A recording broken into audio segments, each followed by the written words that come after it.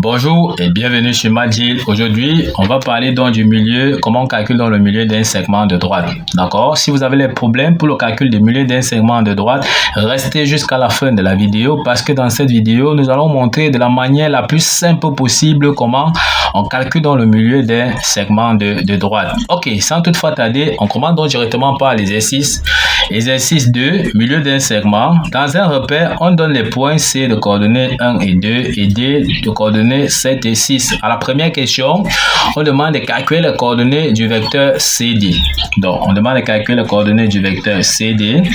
Comme nous avons dit, le dernier point ici, c'est le point D. Donc, on va écrire d'abord la formule en commençant donc par le dernier point qui est l'extrémité, le point D. On va dire que ceci sera donc égal à XD moins XC sur YD moins YC. Ceci sera donc égal. On a donc XD qui est donc 7 moins XC qui est 1 sur YD qui est 6 moins YC qui est 2. Donc, en calculant donc ceci, on aura 7 moins 1, ça nous donne 6. On calcule encore 6 moins 2, ça nous donne 4. Donc, voici les coordonnées du vecteur CD que nous venons comme ça de trouver, qui est de coordonnées 6 et 4. À la deuxième question, on lui demande cette fois-ci de trouver les coordonnées du milieu M du segment CD. Donc, on demande de trouver les coordonnées M milieu du segment CD. Maintenant, comment on trouve donc les coordonnées de M milieu du segment CD? La formule, c'est tout à fait simple. La formule, c'est tout simplement cette fois-ci. On va commencer donc par le point C. Donc, on va dire ici que ça sera donc XC. Ça sera plus le moins, mais plutôt le plus XD, le tout divisé par 2 sur YC plus YD, le tout divisé par 2. Il faut faire attention donc à ce niveau-ci par rapport aux coordonnées des vecteurs où il y avait le signe moins, d'accord? Donc pour calculer les coordonnées du milieu, c'est le signe plus. Donc XC plus XD sur 2, d'accord? YC plus YD sur 2. Une fois qu'on a donc ceci nous permet donc de dire que les coordonnées donc du point M sera donc égal XC.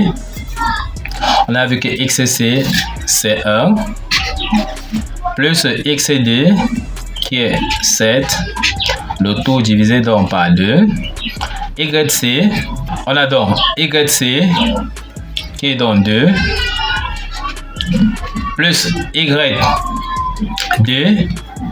qui est donc 6, le tout divisé donc par 2. En calculant, on aura ici 1 plus 7, ça nous donne donc 8. Donc on aura ici 8 divisé par 2. Ici, on a 2 plus 6, ça nous donne encore égal à 8 divisé donc par 2.